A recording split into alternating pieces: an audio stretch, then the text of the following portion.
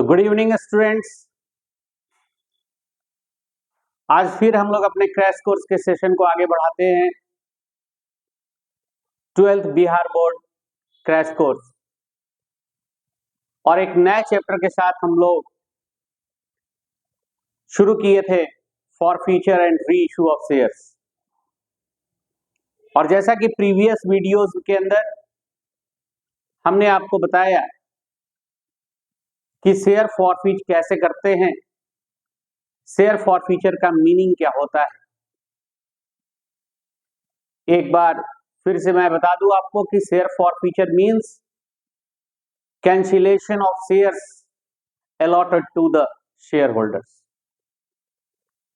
और ये भी हम लोग डिस्कस किए थे कि किसी भी शेयर्स को फॉरफीट करने से पहले हमें ये देखना है कि जितने नंबर ऑफ शेयर्स को फॉरफीट कर रहे हैं उस शेयर्स पे कंपनी का टोटल कॉल्ड अप कितना है, उसमें से शेयर होल्डर के द्वारा पेड अप कितना है और अनपेड कितना है।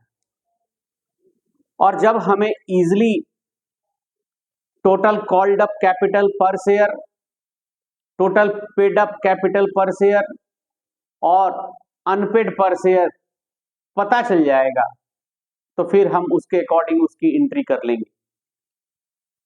तो जो बच्चे ये वीडियो देख रहे होंगे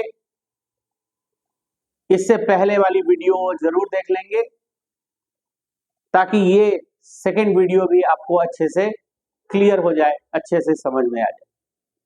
आइए देखें, आज हम लोग डिस्कस करने वाले हैं for feature of shares which was issued at premium. यानी आज का हमारा बी टॉपिक है जिसमें है कि for feature of shares, for feature of shares which was issued at premium. यानी वैसे शेयर्स को हम फॉरफीट कर रहे हैं जो शेयर्स इशू किया गया था प्रीमियम। ऐसे में इसमें दो पार्ट आ जाता है। ये बहुत इंपॉर्टेंट हो जाता है हमारे लिए देखना कि प्रीमियम मनी रिसीव्ड हुआ है या प्रीमियम मनी रिसीव नहीं हुआ है। इसके दो केसेस होंगे। पहला केस होगा, केस 1 होगा कि व्हेन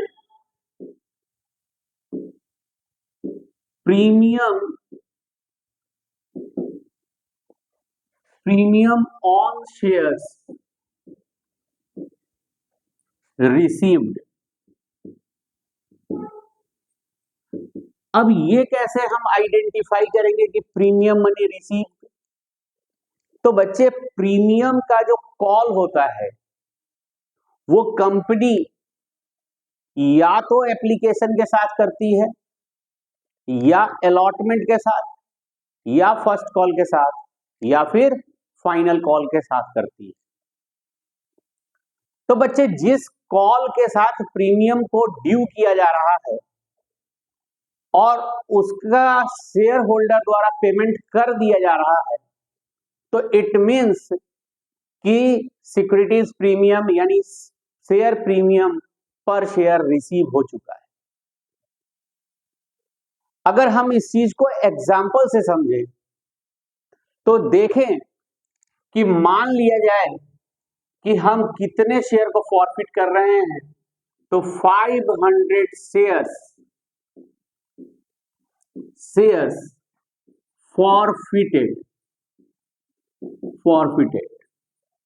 अब 500 शेयर्स को हम फॉरफिट कर रहे हैं। 500 की जगह 100 भी हो सकता है, 200 भी हो सकता है, 5000 भी हो सकता है। इससे कोई खास फर्क नहीं पड़ेगा हमारे वर्क पे। हमारे जो नंबर ऑफ शेयर्स जो फॉरफिट करने हैं, हाँ, वो कितना है? 500 शेयर्स है जिसे हम फॉरफिट कर रहे हैं। क्यों कर रहे हैं? क्योंकि इन्होंने फाइनल कॉल या फर्स्ट कॉल या अलॉटमेंट का पेमेंट नहीं किया है। तो हम इसमें पहला जो सिचुएशन बता रहे हैं, पहले सिचुएशन के अंदर हम यह देख रहे हैं कि इस प्रकार देखा जाए जरा कि कंपनी के जो एप्लीकेशन थे, अलॉटमेंट थे, अब ये एप्लीकेशन है, ये अलॉटमेंट है, और हम मान लेते हैं कि अलॉटमेंट इंक्लूडिंग प्रीमियम है, यानी प्रीमियम का जो भी अमाउंट है वो अलॉटमेंट के साथ है। फिर यहां पर ये फर्स्ट कॉल है और बच्चे ये फाइनल कॉल है, और इस तरीके से इस पे जो टोटल फेस वैल्यू है, यानी टोटल जो डिमांड किया जा रहा है कंपनी के द्वारा, फेस वैल्यू प्लस प्रीमियम मिला करके कितना होता है। तो मान लिया जाए कि कंपनी ने 10 रुपए वाले शेयर्स को 12 रुपए में क्या किया है बच्चे, इशू किया है। तो बच्चे इसी कंडीशन को तो हम बोलते हैं issue of shares at premium. तो what is issue of shares at premium? तो when a shares issued more than face value is called issue of shares at premium, and the excess amount over face value is called securities premium. अब ऐसे में company ने decide किया कि ठीक है, ये 12 रुपए जो कॉल करने हैं, ये 12 रुपए हमें इंस्टॉलमेंट में ड्यू करने हैं, और उस 12 में प्रीमियम भी 2 रुपए है। तो ऐसे कंडीशन में अगर कंपनी ने डिसाइड किया कि एप्लीकेशन 2 से, अलॉटमेंट 5 से, जिस 5 के अंदर देखा जाए तो 3 का कैपिटल और 2 का प्रीमियम, यानी इस 5 में प्रीमियम क्या है, इंक्लूड है। इसके बाद आ जाता है कितने, 3 से फर्स्ट कॉल और 2 से फाइनल कॉल, और कुल मिलाकर के हो जाते हैं टोटल कितने, 12 रुपीज। अब कंपनी ने क्या किया, तो कंपनी कुछ इस तरह का काम की कि कंपनी ने किया क्या कि एप्लीकेशन का कॉल किया और शेयर होल्डर ने उसे क्या कर दिया बच्चे, पेड भी कर दिया। अलॉटमेंट का कॉल हुआ और अलॉटमेंट के कॉल्ड अप में शेयर होल्डर ने पूरा का पूरा पेड कर दिया। फर्स्ट कॉल को ड्यू किया गया, और फर्स्ट कॉल को जब हम ड्यू किए, यानी ड्यू करने का मतलब कॉल करना, कॉल किए तो शेयर होल्डर ने इसे क्या कर दिया, इसे भी पेड कर दिया। लेकिन जब उसने फाइनल कॉल को क्या किया, ड्यू किया, यानी इसका कॉल किया, तो शेयर होल्डर ने क्या किया, फेल्ड टू पे, फेल्ड टू पे, यानी पेमेंट नहीं किया। और कंपनी के जो डायरेक्टर हैं उन्होंने एनुअल बोर्ड मीटिंग में यह डिसाइड किया कि इस 500 शेयर्स को जिन्होंने फाइनल कॉल का पेमेंट नहीं किया है, इनके शेयर्स को क्या कर दिया जाए, कैंसिल कर दिया जाए। अब जरा हमें ये समझना पड़ेगा कि भाई ये तो प्रीमियम पे इशू है, और प्रीमियम किसके साथ है, अलॉटमेंट के साथ है, और अलॉटमेंट का पैसा मिल चुका है। तो अलॉटमेंट का पैसा मिल चुका है का मतलब कि उसमें प्रीमियम का भी पैसा जो रिसीव होने वाला था वो क्या हो चुका है, रिसीव हो गया है। तो जब कभी प्रीमियम का अमाउंट क्या हो गया होता है बच्चे, रिसीव हो गया होता है, तो हम इसे कैंसिल करने की एंट्रीज में क्या कर देते हैं, तो इसे इग्नोर कर देते हैं, इग्नोर कर देते हैं। यानी इस प्रीमियम पे फॉरफिट करते समय में किसी भी तरह का ध्यान रखने की जरूरत नहीं है। अब ऐसे में प्रीमियम को अगर हम छोड़ करके आपसे अगर पूछें कि बताइए आपके कॉल्ड अप जो है वो कितने। तो बच्चे यहां पर हमें बताने हैं पर शेयर कॉल्ड अप, पर शेयर कॉल्ड अप। तो कॉल्ड अप जब भी होता है ना, ये नॉमिनल फेस वैल्यू का होता है। और नॉमिनल फेस वैल्यू कौन सा है, तो ये जो है ये नॉमिनल फेस वैल्यू है, ये 3 नॉमिनल फेस वैल्यू है, ये 3 नॉमिनल फेस वैल्यू है, और ये भी आपके नॉमिनल फेस वैल्यू है। बट ये दो क्या है, ये प्रीमियम है, और चूंकि प्रीमियम रिसीव हो चुका है इसलिए हम इसे इग्नोर कर देंगे। ऐसी स्थिति में आपसे कॉल्ड अप की बात की जाए तो आप इस 2 को, इस 3 को, इस 3 को और इस 2 को ऐड करेंगे। तो ऐड करेंगे तो कितना हो जाएगा, 10 हो जाएगा। अब इस 10 में आपको बताने हैं क्या बच्चे, पर शेयर पेड अप बताना है।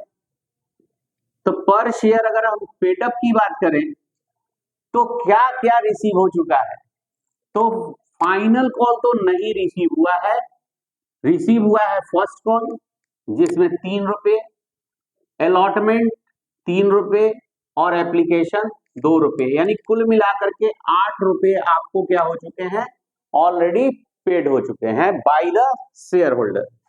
लेकिन अगर अब हम पूछें कि बताइए पर शेयर अनपेड क्या है, अनपेड, तो भाई 10 में अगर 8 रुपया पेड हो चुका है तो 2 रुपए क्या है बच्चे, अनपेड है। इस तरीके से कॉल्ड अप, पेड अप और अनपेड हम कैलकुलेट कर लिए, और फिर हम इसमें क्या करेंगे बच्चे, नंबर ऑफ शेयर्स फॉरफिटेड से क्या कर देंगे, इनटू कर देंगे।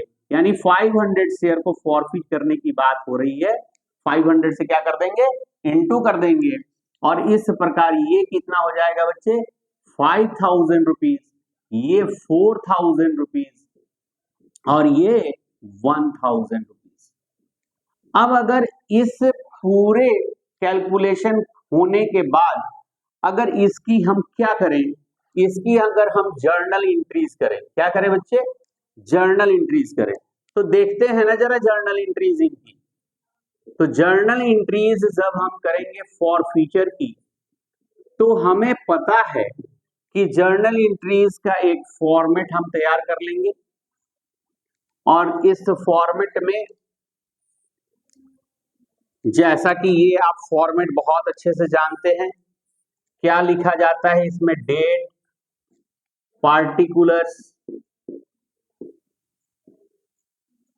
हम चाहें तो यहां LF का कॉलम दे देंगे, ये रुपीज जो कि डेबिट है, और ये क्रेडिट, ये रुपीज।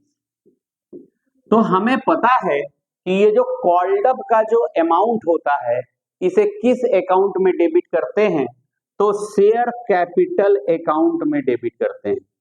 तो इस तरह से हम इसकी एंट्री कर देंगे, शेयर कैपिटल अकाउंट डेबिट। जो पेड अप का अमाउंट होता है उसे to share forfeiture account में क्रेडिट कर देते हैं,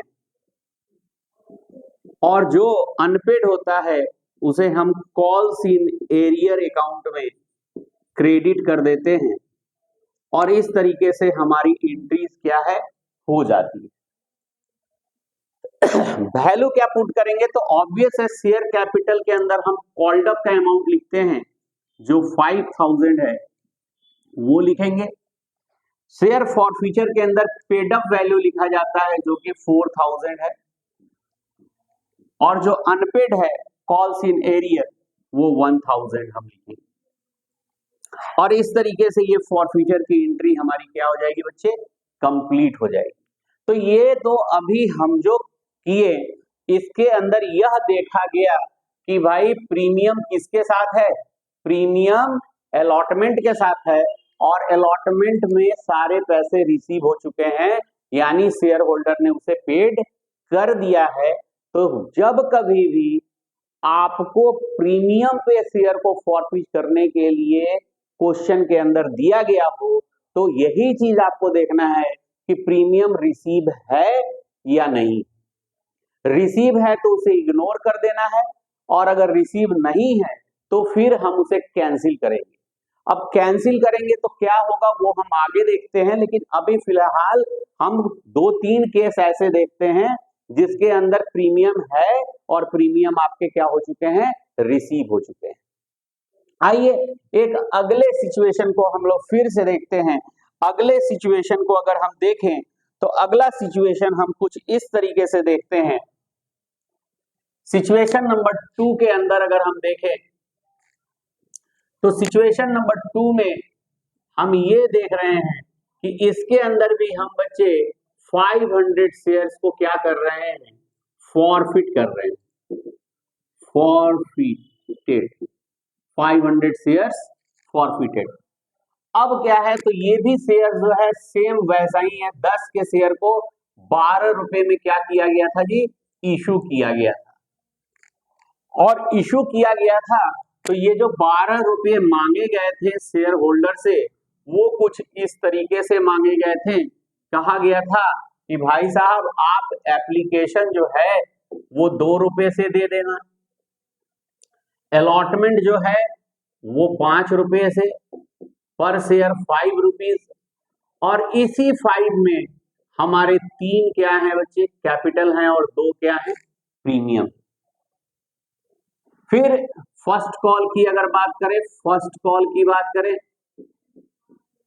तो फर्स्ट कॉल 3 रुपए से है, और फिर फाइनल कॉल ये 2 रुपए से है, और इस तरीके से कंपनी जो टोटल कॉल करती है वो 12 रुपए की करती है। अब हुआ क्या कि कंपनी ने first of all share holder से क्या रिसीव किया, यानी पहले तो कॉल हुआ देन पेड हुआ, तो कंपनी ने ये भी कॉल किया और शेयर होल्डर ने पेड कर दिया। अलॉटमेंट का भी कॉल्ड अप हुआ और पेड हो गया। लेकिन जब उनसे फर्स्ट कॉल मांगा गया तो वो पेड नहीं हुआ, यानी फेल्ड हो गया, फेल्ड टू पे हो गया। फाइनल कॉल को अगर देखें तो ये भी मांगा गया, लेकिन क्या हुआ, फेल्ड हो गया, फेल्ड टू पे हो गया। ऐसी स्थिति में बड़ा क्लियरली है कि कंपनी ने कॉल तो सभी कॉल किए, एप्लीकेशन भी ड्यू किया, अलॉटमेंट भी ड्यू किया, फर्स्ट कॉल भी ड्यू किया, फाइनल कॉल भी ड्यू किया, लेकिन उन कॉल में से शेयर होल्डर ने केवल और केवल एप्लीकेशन और अलॉटमेंट पेड किया और फर्स्ट और फाइनल कॉल पेड नहीं किया। तो बताइए कि पहले तो ये जान ले कि प्रीमियम कहाँ है, तो प्रीमियम अलॉटमेंट के साथ है, और ये क्या हो चुका है, पेड हो चुका है, तो इसे क्या कर देंगे, इग्नोर कर देंगे। सबसे पहला काम तो हमें ये करना ही है कि जब हमें प्रीमियम रिसीव हो जाए तो उसे क्या कर दें, इग्नोर कर दें। अब इसे इग्नोर करके अगर हम बात करेंगे तो किसकी करेंगे, तो इसके 2 की, इसके 3 की, फर्स्ट कॉल के 3 की और फाइनल कॉल के 2 की बात करेंगे। ऐसे कंडीशन में अगर हम देखें तो कॉल्ड अप, पर शेयर कॉल्ड अप, पर शेयर कॉल्ड अप, तो पर शेयर कॉल्ड अप कितना है, तो 2, 3, 5, 3, 8, 2, 10, यानी 10 के 10 जो है वो कॉल्ड अप है।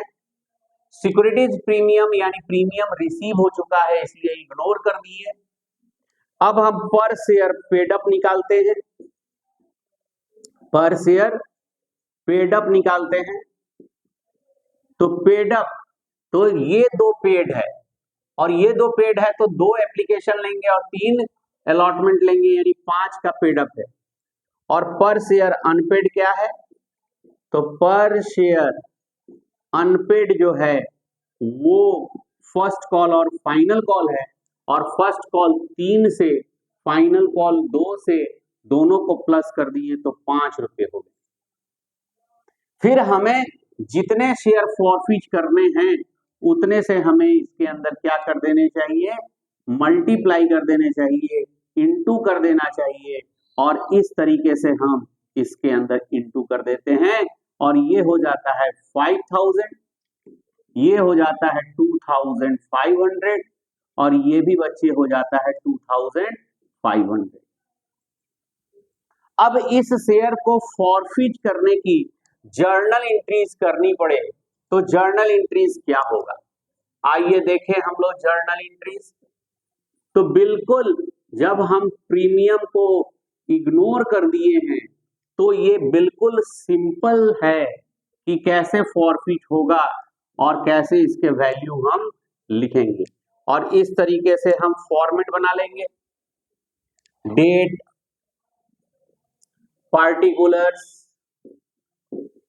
पार्टिकुलर्स LF, ये डेबिट अमाउंट है और ये क्रेडिट अमाउंट।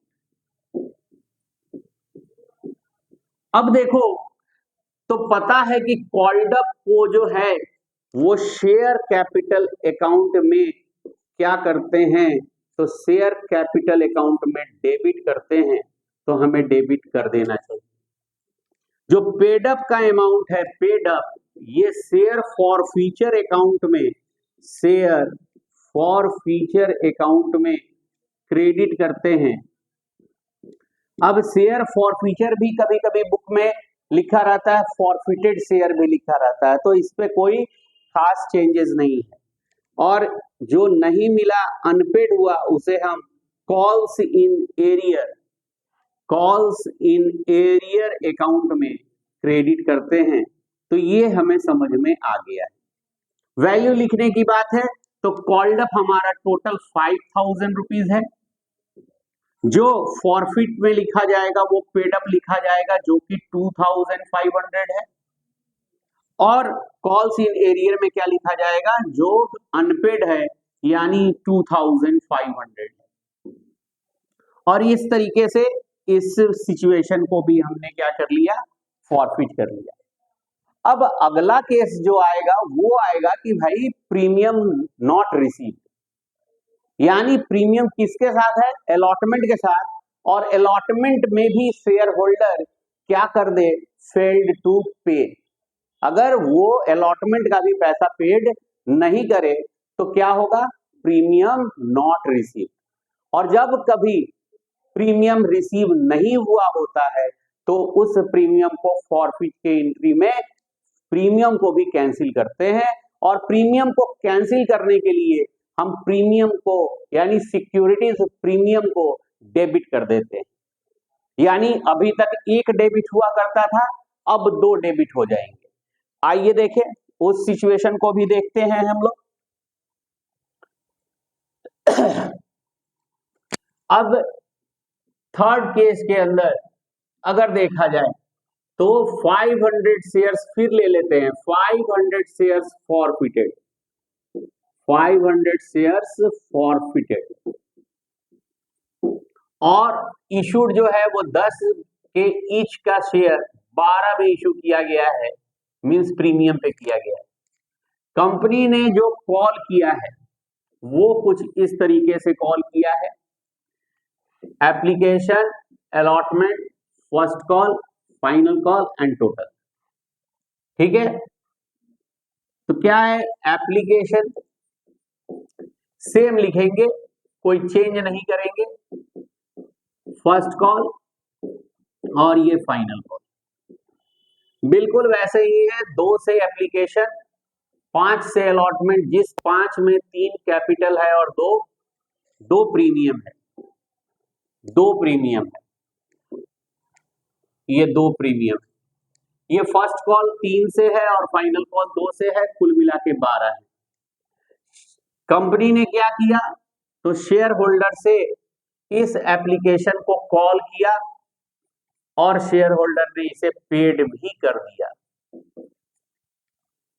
अलॉटमेंट का कॉल्ड हुआ बट ये क्या हो गया जी, फेल्ड टू पे, फेल्ड टू पे, इसे पेमेंट नहीं किया। फिर भी कंपनी ने सोचा कि भाई फर्स्ट कॉल भी ड्यू कर देते हैं, तो उसने फर्स्ट कॉल भी कॉल कर लिया और इसमें भी वो शेयर होल्डर क्या किया, फेल कर दिया, यानी पेमेंट नहीं दिया।